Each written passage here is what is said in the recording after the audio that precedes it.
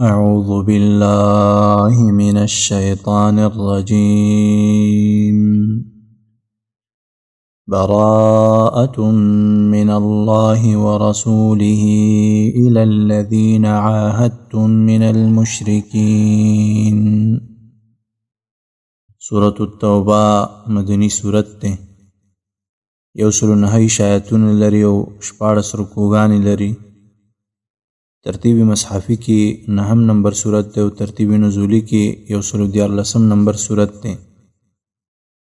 د سوره توبه ربط د سوره انفال سره ده. مخکې سورت کې الله رب العالمین قوانین د جهاد او د قتال ذکر کړل، نو دې سورت کې الله رب العالمین امر په قتال باندې کوي او هغه خلق چې د قتال او د جنگ مستحق دی هغه الله رب العالمین بیانوي. دعوه دې صورت هم دا ده چې په دې صورت کې به البراءة من جميع الكفار، د ټولو کفارو نه به الله رب العالمین د براءت او د بیزارۍ اعلان کوي. دې صورت کې دا دعوه او مقصد د دې صورت دی. خلاصه دې صورت هم د ابتدا نه دا ده چې الله رب العالمین به اقسام د کفارو ذکر کوي او د هغې احکام به ذکر کوي. مختلف قسمونه د کفارو چې هغه محاربین دي، معاهدین دي، دارنګه مستأمنین او داسې نور، او د هغوی احکام به الله رب العالمین ذکر کوي. بیا به وروسته علتونه د مشرکانو سره د قتال هم ذکر شي چې دوی سره ولې قتال کیږي، ولې جنګ کیږي، او داسې نور مسایل به انشاءالله بیا وروسته راځي. بیا دې صورت په ابتدا کې بسم الله نه ده لیکلی شوي. د دې څه وجه ده؟ نو ظاهره وجه دا ده چې دې صورت سره بسم الله نه ده نازله شوي. هر صورت سره الله رب العالمین بسم الله نازله کړې ده، خو دې صورت سره نه ده نازله کړې. او بعضې مفسرینو علت دا ذکر کړی ده چې بسم الله د پاره د امن وي، او په دې صورت کې اعلان د براءت د کفارو نه دی او د هغوی سره د جنگ اعلان دی، نو دې د وجې نه دلته بسم الله نه ده ذکر کړې. نو دا وجه د عدم ذکر د بسم الله چې د صورت په ابتدا کې بسم الله نه ده ذکر شوي. براءة من الله ورسوله، براءة اعلان د بیزارۍ دی، من الله د طرفه د الله نه، ورسوله او د رسول د هغه نه. چاته د اعلان د براءت؟ الی الذین هغه کسانو ته عاهدتم چې تاسې ورسره لوز کړی، من المشرکین د مشرکانو نه، او هغوی دا لوز مات کړی دی، هغوی دا لوز مات کړی دی، نو دې خلکو ته اعلان د براءت دی. فسیحو پس وګرځئ فی الارض په ځمکه کې 4 اشهر 4 میاشتې. د 4 میاشتو نه مراد د ذوالحجې د 10 نه واخله اخوا 4 میاشتې مراد دي. د حج په موقع باندې د اختر په ورځ باندې د اعلان شوی د براءت، نو د هغه نه وروسته چې 10 د ذوالحجې راځي دا 4 میاشتې حسابېږي. واعلموا او پوه شئ انکم چې یقینا تاسې غیر معجز الله نشئ کمزوري کولی الله لره، الله نشي کمزوری کولی چې الله رب العالمین نه تاسې بچ شئ او خلاص شئ. وان الله یقینا الله تعالی مخزي الکافرین شرمونکی دی کافرانو لره. الله په دنیا کې هم کافران شرموي، آخرت کې خو یاسم ذلت او رسوایی په نصیب ده. واذان من الله ورسوله الى الناس يوم الحج الاکبر، مخکې آیت کې هغه فیصله د براءت وه، دلته چې دی هغه اعلان مقصود دی چې د حج په ورځ باندې دې ته اعلان شوی. حدیث کې راځي ابوبکر صدیق رضی الله عنه او علی رضی الله عنه نبی صلی الله علیه وسلم لیږلي او د حج په موقع کې مشرکانو ته دا اعلان وکړلو. 4 میاشتې مهلت یې ورته ورکړلو، دا مهلت دی ستاسې دپاره په دې کې یا اسلام راوړئ او یا جنگ ته تیار شئ. واذان نو اعلان دی من الله د طرفه د الله نه، ورسوله او د رسول د هغه نه، الی الناس خلکو ته یوم الحج الاکبر په ورځ د حج لوی، د لوی حج په ورځ باندې. حج اکبر نه مراد هر یو حج دی، هر یو حج ته حج اکبر ویلی کیږي، هر چې عمره ده نو عمرې ته حج اصغر ویلی کیږي. او هر چې عوامو کې مشهوره ده چې عرفه د جمعې په ورځ باندې راشي نو دا حج اکبر حسابېږي. نو دې کوم تفصیل او دې وضاحت په حدیث کې نشته د رسول الله صلی الله علیه وسلم او نه صحابه کرامو نه دا خبره ثابته ده، بلکې دا د عوامو خبره ده. حج اکبر هر حج ته ویلی کیږي او حج اصغر وړوکی حج د عمرې ته ویلی کیږي. نو دا اعلان د څه شو؟ هغه دا دی چې ان الله یقینا الله تعالی بریء بیزار دی من المشرکین د مشرکانو نه ورسوله او رسول داغه الله او داغه رسول د مشرکانو نه بیزار دی. فإن تبتم فهو خیر لکم فإن تبتم پس که توبه وویستله تاسې فهو نو دا خیر لکم غوره ده ستاسې لره. د شرک نه ارته دا بیا غوره ده چې توبه وباسئ. وإن تولیتم که تاسې مخ وګرځولو فاعلموا نو پوه شئ انکم غیر معجز الله چې یقینا تاسې غیر معجز الله نشئ کمزوری کولی الله لره. الله نشئ کمزوری کولی. وبشر الذین او زیر ورکا کسانو ته کفرو چې کفر یې کړی بعذاب علیم عذاب دردناک سره. تر دې ځایه پورې د اول جماعت ذکر وشولو چې هغې ته ویلی کېږي محاربین، هغه کفار چې د هغوی وژل جایز دي. د هغوی حکم هم ذکر شولو چې الله او رسول الله د هغوی نه بیزاره دی، هغه د قتل او د وژلو مستحق دي. دلته دا خبره د فایدې په طور باندې زده کړي چې کوم کفار هغه د مسلمانانو سره په عهد کې نه وي، د خلیفة المسلمین سره په عهد کې نه وي، هغه به ټول محاربین حسابېږي. اصل په کفارو کې حربیت دی. دا ټول د نړۍ کفار حربین دي سوا د هغه کافرو نه چې هغه دین اسلام او شریعت مستثنا کړي دي، لکه معاهد شو، عهد هغه سره شوی وي، مستأمن ذمي شولو، ماشوم شولو، ښځه شوله، دارنګه شیخ فانی بوډا او سپینګیری چې د هغې جنګ د وسه نه وي، او دارنګه رسول او استازي دي. د دین اسلام او شریعت مستثنا کړي دي. د دې نه اخوا د نړۍ ټول کفار حربین دي، ځکه اصل په کافرو کې د حربیت دی. فإذا انسلخ الأشهر الحرم فاقتلوا المشركين حيث وجدتموهم. او دارنګه نبی صلی الله علیه وسلم فرمای قاتلوا من کفر بالله، هغه چا چې په الله باندې کفر کړی دی هغوی سره قتال وکړي، هغوی سره جنګ وکړي، ویې وژنئ. د دې د وجې نه د دنیا ټول کافر به حربین وي سوا د هغه نه چې دین اسلام او شریعت هغه مستثنا کړي دي.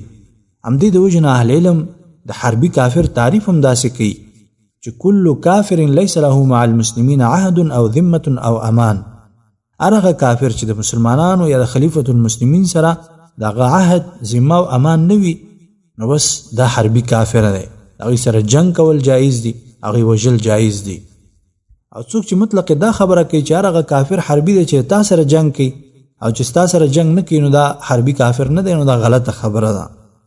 ځکه دا خو د جهاد او د قتال هغه دویمه مرحله وه چې امر راغلی و په قتال هغه چا سره چې هغه مسلمانانو سره جنګ کوي. الامر بقتال من قاتل المسلمین من الكفار. درېیمه او اخري مرحله د قتال او د جهاد هغه دا د زموږ دین کې چې الامر بقتال جمیع الكفار، د ټولو کفارو سره د قتال او د جنگ امر راغلی دی.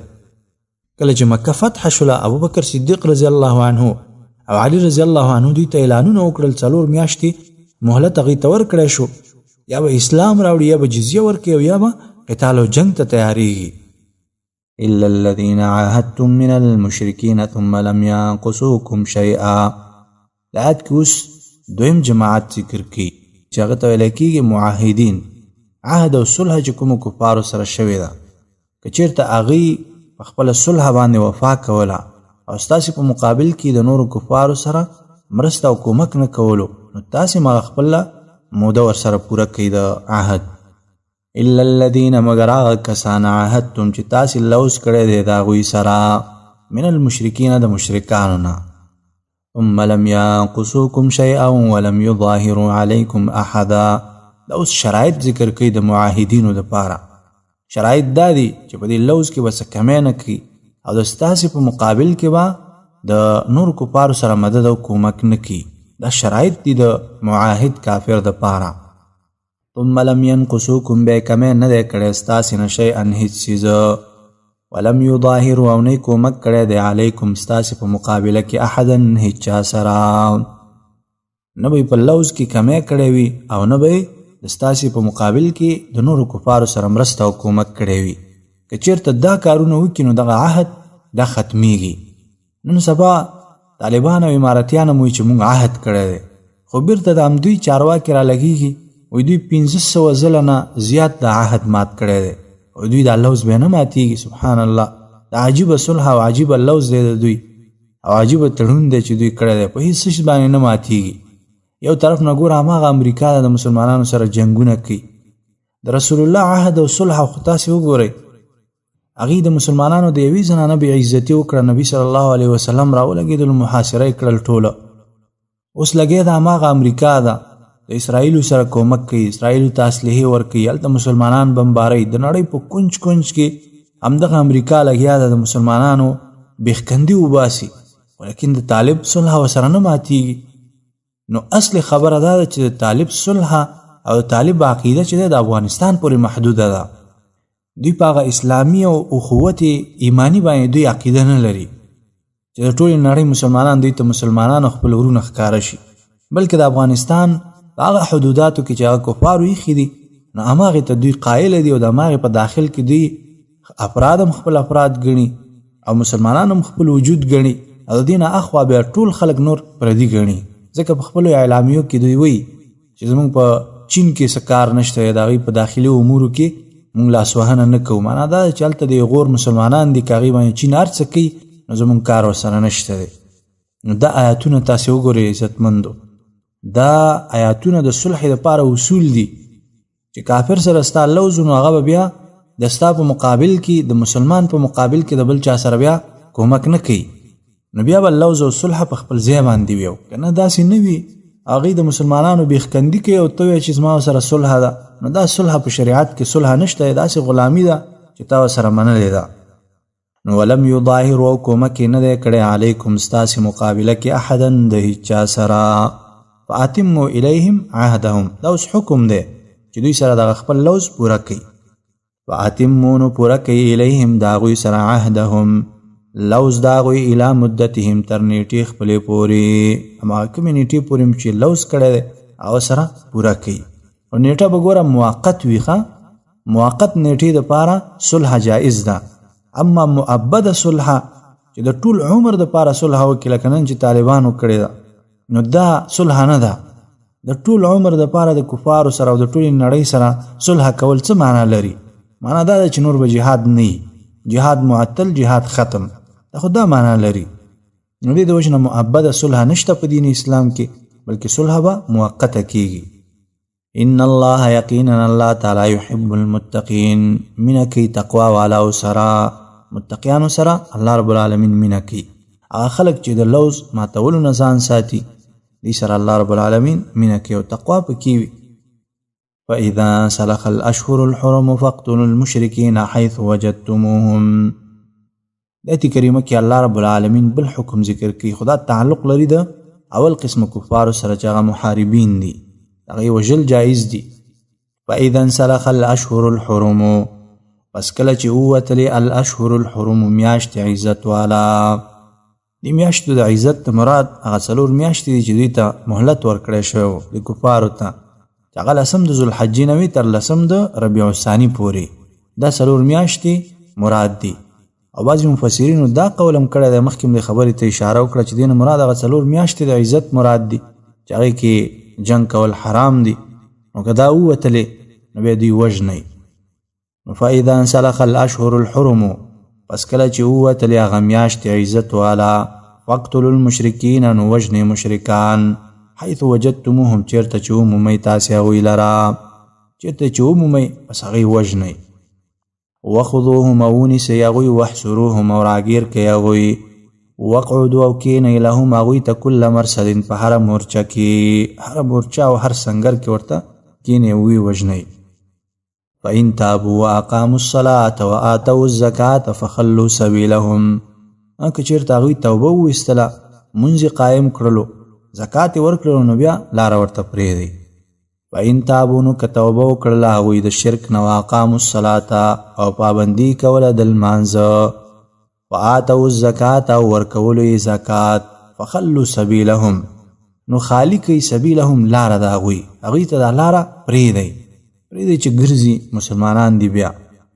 ان الله غفور رحیم، ان الله یقینا الله تعالی غفور بخون کے، رحیم رحم کون کے ذات دے. وَإِنْ أَحَدٌ مِّنَ الْمُشْرِكِينَ اسْتَجَارَكَ فَأَجِرْهُ حَتَّى يَسْمَعَ كَلَامَ اللَّهِ. دې کریمه کې الله رب العالمین بل قسم د مشرکانو ذکر کوي چې هغه ته ویل کېږي مستأمنین. مستأمن هغه ته ویل کېږي چې هغه ته امن ورکړی شي تر دې پورې چې دارالاسلام ته راشي او د الله رب العالمین کتاب قرآن واوري، دعوت هغې ته وکړلی شي، نو دې ته ویلی کېږي مستأمن. خو امن ورکول ګوره د عام مشرکانو دپاره دا کیدی شي، مرتد دپاره امن نشته دی. احادیثو کې د هغې دپاره حد قتل راغلی دی چې دا ووژنئ، من بدل دینه فاقتلوه، چا چې دین بدل کړو دا ووژنئ. نو مرتد دپاره امن نشته دی، بلکې هغه به وژلی کېږي او یا به طلب د توبې د هغې نه کېږي. هر چې نور مشرکان دي، عام طور کفار، یهود و نصارا او نور مشرکان، هغې ته امن ورکولی شي، اصلي کفار دي. وإن أحد او که یو کس من المشرکین د مشرکانو نه استجارک امن وغواړي ستانه دارالاسلام ته د داخلېدلو دپاره ستانه امن وغواړي، فاجره نو امن ورکه هغې ته، حتی تر دې پورې یسمع کلام الله چې واوري کلام الله، کلام د الله واوري، د الله خبرې واوري. قرآن د الله کلام دی، د آیت کریمه هم په دې باندې دلیل دی. ثم ابلغه بیا ورسوه هغې لره مأمنه ځای د امن د هغه ته، ځای د امن ته به هغه بیرته رسولی کېږي، دې ته به نقصان نه رسولی کېږي. ذلک دا بأنهم په دې وجه چې دوی قوم داسې یو قوم دی لا یعلمون چې نه پوهېږي. کیف یکون للمشرکین عهد عند الله وعند رسوله. د آیت کریمه کې الله رب العالمین رد کوي د اول مانع د قتال د مشرکانو سره، او حاصل دا دی که څوک دا خیال کوي چې د مکې د مشرکانو سره ولې قتال کېږي، حال دا دی چې د هغوی سره خو عهد شوی دی. الله جواب کوي دوی خپل عهد مات کړی دی، نو ځکه دوی سره قتال کېږي. کیف یکونو څنګه به وي للمشرکین مشرکانو لره عهد لوز عند الله په نزد د الله و عند رسوله او په نزد د رسول د هغه، الله او د هغه د رسول په نزد باندې به څرنګه دوی ته عهد وي، دوی خو عهد مات کړی دی. نو چې کله لوز مات شي نو د الله او د رسول الله د طرف نه چې دی بیا هغه لوز ته کوم اعتبار نشته دی، او سوا د هغه خلکو نه که هغوی په عهد باندې ولاړ وي د هغوی سره به عهد پوره کېږي. الا الذین مگر هغه کسان عاهدتم چې لوز کړی دی تاسې ورسره عند المسجد الحرام په خوا د مسجد حرام کې، فما استقاموا نو څو پورې چې کلک وي دوی لکم تاسې سره په دې لوز او عهد باندې کلک وي، فاستقیموا نو کلک اوسېږئ تاسې لهم دوی سره، د دوی سره تاسې هم بیا وفا کوئ. ان الله يحب المتقین، ان الله یقینا الله تعالی يحب المتقین، مینه کوي تقوا والاو سره، او تقوا والا خوښوي هغه خلک چې د الله په لوزونو باندې وفا کوي او د کفارو د مشرکانو سره لوزونه نه ماتي، دغې خلکو سره الله رب العالمین محبت او مینه کوي. کیف وان یظهروا علیکم لا یرقبوا فیکم الا ولا ذمه. د آیت کریمه کې اوس نور اسباب د قتال د دې مشرکانو سره ذکر کی. صفات د مشرکانو دی هغه اسباب دي چې دوی سره قتال کیږي، او حاصل د دې صفاتو د آیت کریمه کې چې دا هغه خلک دي چې په تاسې کې د خپلولۍ او د دوستۍ او د لوز لحاظ نه کوي، نو دې د وجې نه د دوی سره قتال او جهاد کیږي. کیف څرنګه به وي د دوی لوز ته اعتبار، وان یظهروا او که زورور شو دوی علیکم په تاسې باندې لا یرقبو نو لحاظ نه کوي فیکم په تاسې کې الا د خپلولۍ ولا ذمه او نه د لوز، د لوز او د خپلولۍ لحاظ دوی په تاسې کې نه کوي. یردونکم راضي کوي تاسې بافواههم په خپلو خلو، وتأبى قلوبهم او انکار کوي زړونه د دوی، واکثرهم او ډیر د دوی نه فاسقون نافرمانه دي. کفار او مشرکین خو ټول نافرمانه دي او فاسقان دي، ولیکن بعضې خلک پکې په ښکاره باندې لوزونه ماتوي، نو دې د وجې نه ویل چې واکثرهم فاسقون، اکثر او ډیر د دوی نه فاسقان دي. اشتروا بآیات الله ثمنا قلیلا. لیکن نور صفات د دې مشرکانو او علتونه د قتال او د جهاد د الله رب العالمین د آیاتونو مقابل کې دوی قیمت او دنیا او مال و متاع اخیستی دی، او دارنګه د الله د لارې نه خلک منع کوي. اشتروا اخیستی دی دوی بآیات الله په بدل د آیاتونو د الله تعالی کې ثمنا قلیلا، عوض لږ عوض دنیا هغه د الله رب العالمین د آیاتونو مقابل کې دوی اخیستی ده. فصدون منع کوي دوی خلق عن سبیل الله د لارې د الله نه، انهم یقینا دوی ساء بد دی ما هغه عمل کانو یعملون چې دوی کوي، چې کوم عمل کوي دا بد عمل دی. لا يرقبون فی مؤمن الا ولا ذمه. لیکن نور صفات د دې مشرکانو ذکر کوي. لا يرقبون فی مؤمن، دلته اوس عام ذکر کوي چې مؤمنانو سره چې د خپلوالۍ او د لوز لحاظ نه کوي او دارنګه دی تجاوز کوونکي خلک دي. لا يرقبون لحاظ نه کوي دوی فی مؤمن د هیڅ مؤمن باره کې، ټولو مؤمنانو باره کې دوی لحاظ نه کوي، الا د خپلوالۍ ولا ذمه او نه د لوز. واولئک او دغه خلک هم المعتدون هم دوی تجاوز کوونکي دي، تېروتونکي دي د حق نه او تجاوز کوونکي دي. فإن تابوا وأقاموا الصلاة وآتوا الزكاة فإخوانكم في الدين. آیت کریمه کې اوس الله رب العالمین ترغیب توبې ته ورکوي. فإن تابوا کدی توبه وویستله وأقاموا الصلاة او پابندي کوله د لمانځه وآتوا الزکاة او ورکولو یې زکات فإخوانکم نورون ستاسې دي فی الدین په دین کې، دین کې بیا دا ستاسو ورونه دي. ونفصل الآیات او په تفصیل سره بیانوو موږ الآیات احکام لقوم داغ قوم د پاره یعلمون چې پوهیږي. وإن نکثوا أیمانهم من بعد عهدهم وطعنوا فی دینکم. د آیت کې اوس حال داغ کفارو ذکر کی چې هغوی سره عهد شوی دی، لوز شوی دی، که دوی لوز مات کړلو او ستاسې په دین کې طعن کوي نو بیا هم د دوی لوز مات دی، د دوی لوز ته اعتبار نشته، د دوی مشران ورته ووژنئ. وإن نکثوا او کمات کړل دوی ایمانهم قسمونه خپل من بعد عهدهم وروسته د لوز د دوی نه، د لوز نه وروسته قسمونه او لوز مات کړلو. وطعنوا او طعنې کولو فی دینکم په دین ستاسې کې. وقاتلوا نو جنګ وکئ ائمة الکفر د مشرانو د کفر سره، د کفر د امامانو د مشرانو سره بیا جنګ وکئ، هغوی ووژنئ. دا دلیل دی په دې باندې چې هغه کفار چې هغوی سره عهد شوی وي هغوی راولګېږي او د مسلمانانو په دین کې طعن کوي، استهزاګانې او ټوکې او مسخرې د دین پورې کوي، نو د دوی سره دا لوز بیا مات دی. نن افسوس دی په حال د امارتیانو او طالبانو باندې چې هلته د قرآن بېعزتي کوي، هلته د اسلام بېعزتي کوي او دوی بیا هم چې دی هماغه دوستانې ورسره پالي. انهم یقینا دوی لا ایمان لهم نشته دی هیڅ قسمونه لهم د دوی، لعلهم دې دپاره چې ینتهون دوی منع شي د کفر نه. الا تقاتلون قوما نکثوا ایمانهم وهموا باخراج الرسول. آیات کې الله رب العالمین ترغیب جهاد او قتال ته ورکوي. الا تقاتلون آیا جنگ نه کوئ تاسې قوما دغه قوم سره نکثوا چې مات کړي دي ایمانهم قسمونه خپله، وهموا او قصې کړی باخراج الرسول په ویستلو د رسول صلی الله علیه وسلم.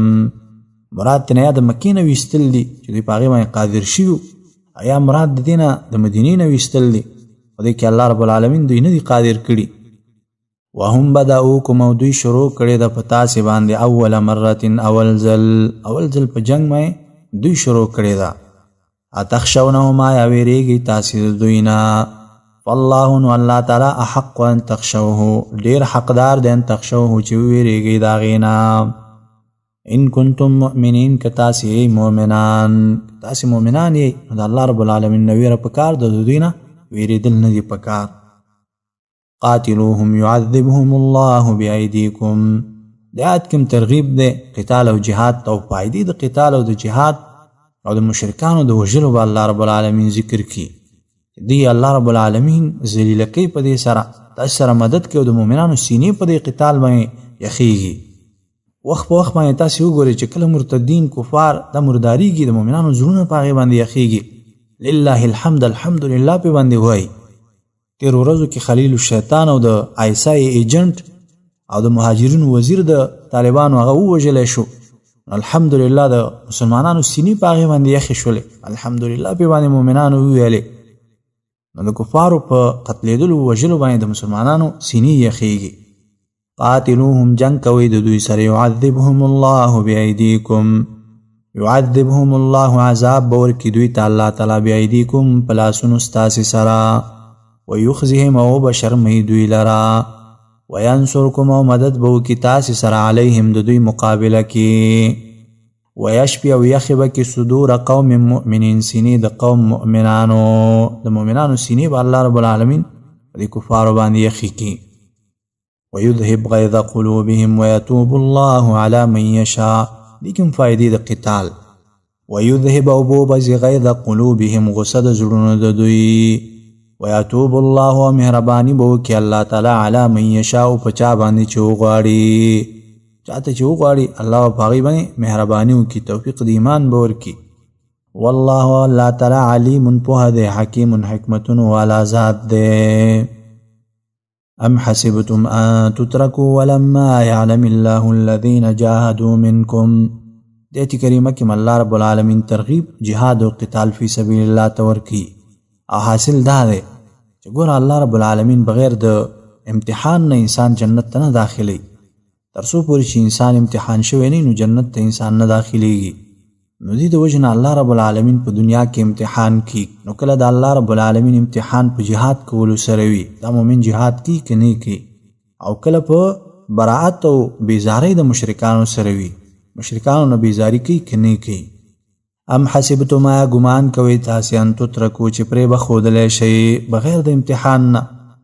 ولما يعلم الله او تر اوسه نه دي ښکاره کړي الله رب العالمین الذین هغه کسان جاهدو چې جهاد یې کړی منکم ستاسې نه، ولم یتخذوا او نه دی نیولی من دون الله سوا د الله نه، ولا رسوله او نه د رسول د هغه نه، ولا المؤمنین او نه د مؤمنانو نه، ولیجة رازدار دوست.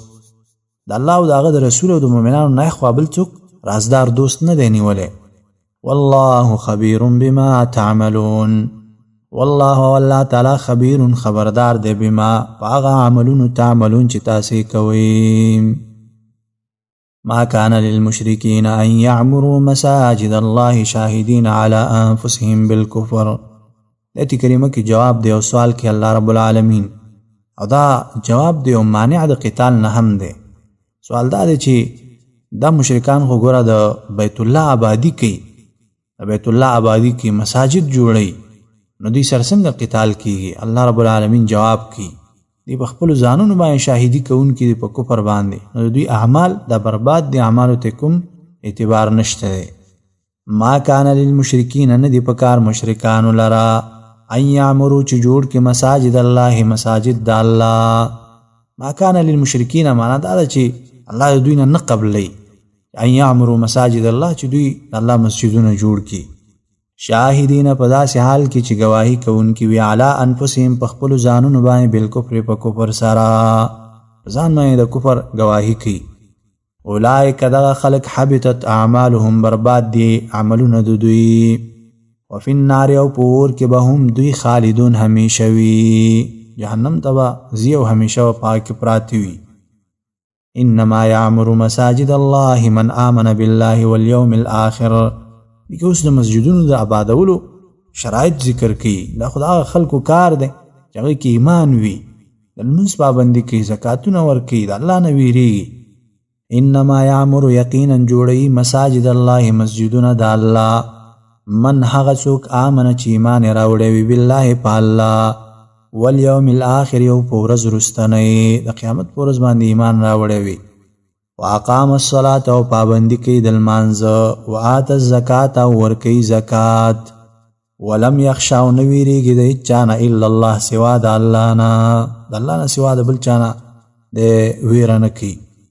فعسى اولئک ان یکونوا من المهتدین. فعسى پس نږدې ده یا لایقه ده اولئک چې دغه کسان به یکونو وی به من المهتدین د هدایت والاونه، دا خلک به د هدایت والاونه کوم خلق چې دا صفات پکې موجود وي او د الله مساجد جوړي. اجعلتم سقایة الحاج وعمارة المسجد الحرام كمن آمن بالله. دا آیت کریمه د مخکې سره تعلق لري، د مشرکانو اعمال دا برباد دي، نو دې د وجه نه د هغوی اعمال هغه د مسجد آبادي ده که حاجیانو ته اوبه ورکول دي او داسې نور، دا د مؤمنانو د ایمان سره نشي برابرېدلی، دا هېڅکله سره یو شانته نه دي. اجعلتم آیا ګرځوئ تاسې سقایة الحاج اوبه ورکول حاجیانو ته، وعمارة المسجد الحرام او آبادول د مسجد حرام، کمن پشان د هغه چا آمنه چې ایمان یې راوړی بالله په الله، والیوم الاخر او په ورځ وروستنۍ، وجاهد او جهاد یې کړی فی سبیل الله په لاره د الله کې. لا یستوون عند الله ندی برابر دوی عند الله په نزد د الله، د الله په نزد باندې دوی سره نشي برابرېدلی. والله لا یهدي القوم الظالمین. والله الله تعالی لا یهدي هدایت نکي القوم الظالمین قوم ظالمانو ته. الذين آمنوا وهاجروا وجاهدوا في سبيل الله. د آیت کې اوس علت ذکر کوي د مخکې لا یستوون عند الله چې دوی ځکه برابر نه دي. دا خلک دي چې دوی ایمان راوړی، هجرت یې کړی، جهادونه یې کړي په خپلو مالونو او نفسونو، دوی ته جنت دی. الله رب العالمین د علت وجه ذکر کوي. الذین هغه کسان آمنو چې ایمان یې راوړی، وهاجروا هجرت یې کړی، وجاهدوا او جهاد یې کړی فی سبیل الله په لاره د الله کې، باموالهم په مالونو خپلو سره، وانفسهم او په ځانونو خپلو سره، اعظم درجة لوی درجې والا دی عند الله په نزد الله، واولئک او دغه خلق هم الفائزون هم دوی کامیاب دي. دغه کامیابی والا خلق دي او لوی اجرونه دوی د پاره دي. یبشرهم زیری به ورکوي دوی ته ربهم رب د دوی برحمت پر رحمت سره منه د خپل طرفنا، ورضوان او پر رضامندتیا سره، وجنات او په جنتونو سره، لهم چې دوی د پاره به فیها پاغې کې نعیم مقیم نعمتونه وي، همیشه نعمتونو باندې د داسې جنتونو زیری الله رب العالمین به دوی ته ورکوي. خالدین همیشه به فیها پاغې کې ابدا همیشه. ان الله یقینا الله تعالی عنده اغسر اجر عظیم اجر لوی دے. یا ایها الذین آمنوا لا تتخذوا آباءکم واخوانکم اولیاء ان استحبوا الكفر علی الایمان. دې کریمه کې الله رب العالمین جواب د بل مانع د قتال کی او حاصل دا دی چې د کفار او مشرکانو سره موږ څنګه قتال او جنگ وکړو. حال دا چې دوی خو زمون خپلوان دي، د خپلوانو سره خو خپلولي پالل پکار وي. الله رب العالمین جواب کوي که ستاسې پلرونه ستاسې ورونه خپلو خپلوان هغه په ایمان باندې کفر غوره کي او کفر اختیار کړي، نو بیا دوی هغه حیثیت نه دی پاتې، دوی سره بیا قتال او جنگ پکار دی. دا الله دشمنان دي، دوی نه براعت بیا پکار دی، دوی سره بیا دوستاني نه کې. یا ایها الذین آمنوا یا کسانو چې ایمان هم راوړی، لا تتخذوا منسی آباءکم پلاران خپل، و اخوانکم ورون خپل، اولیاء دوستان، ان استحبوا الكفر که خوخی دوی کفر علی الایمان په ایمان باندې، کفر خوخی د ایمان مقابل کې. ومن یتولهم او چا چې دوستانه وکړه دوی سره منکم ستاسینا، فاولئک نو دغه کسان هم الظالمون دوی ظالمان دي. دوستانه چې څوک د کفارو سره کوي دا ظالمان خلک دي. قل ان كان آباؤكم وابناؤكم واخوانكم، دا آیت هم د مخکې سره تعلق لري. قل ته ورته ووایه ان كان آباؤكم کوي پلاران ستاسې، وابناؤكم او زامن ستاسې، واخوانكم او ورونه ستاسې، وازواجكم او بیبیان ستاسې، وعشیرتكم او قبیلې ستاسې، واموال او هغه مالونه نقترفتموها چې ګټلي وي تاسې هغې لره، وتجارتونو تجارت تخشون چې ویریږئ تاسې کسادها په ورانېدو د هغې، ومساکن او هغه کورونه ترضونها چې خوښوئ تاسې هغې لره، احب الیکم من الله ورسوله، احب الیکم ډیر خوښ دی الیکم تاسې ته من الله د الله نه، ورسوله او د رسول د هغه نه، وجهاد او د جهاد نه، فی سبیله په لاره د الله کې، فتربصوا نو انتظار کوي، حتی تر دې پورې یأتی الله چې رابولي الله تعالی بامره فیصله خپله. د عجیب آیات دی او عجیب نقاط الله رب العالمین په دې کې ذکر کوي. د خپل ایمان د حفاظت د پاره وا د پلار سره برات کې، د خپل ورونو سره برات کې، د بچیانو سره به کې، خپل بیبي به پرېږدي، خپل قام او قبیله به پرېږدي، د دې لحاظونه به نه کې بلکې د خپل ایمان غم به کې. د دې خلکو د وجه نه خپل ایمان ته نه خرابې، مال، تجارت، کورونه، پوله او پټې دا فایده نشي درکولی. دا به د الله او د رسول الله او د جهاد فی سبیل الله نه غوره کې او د دې د وجه نه به د الله رضا او د محمد رسول الله صلی الله علیه وسلم تابعداري نه پرېږدي او د دې د وجه نه به جهاد او قتال نه پرېږدي. نن تاسې وګورئ بالعکس خبره ده، قام او قبیله څوک نشي پرېښودلی، کور کلی څوک نشي پرېښودلی، پوله پټی څوک نشي پرېښودلی، یو معمولی دکان او کاروبار سړی نشي پرېښودلی. د جهاد او د قتال د پاره او د الله او د رسول الله د حکم د وجه نه دا نشي پرېښودلی. سبحان الله، ډیره د افسوس خبره ده. والله لا يهدي القوم الفاسقين، والله الله تعالی لا يهدي القوم الفاسقين، هدایت نه کوي القوم الفاسقين قوم فاسقانو ته، کوم خلک چې نافرمانی کې واقع د الله هغې ته الله رب العالمین د هدایت توفیق نه ورکوي. اقول قولي هذا استغفر الله لي ولكم ولسائر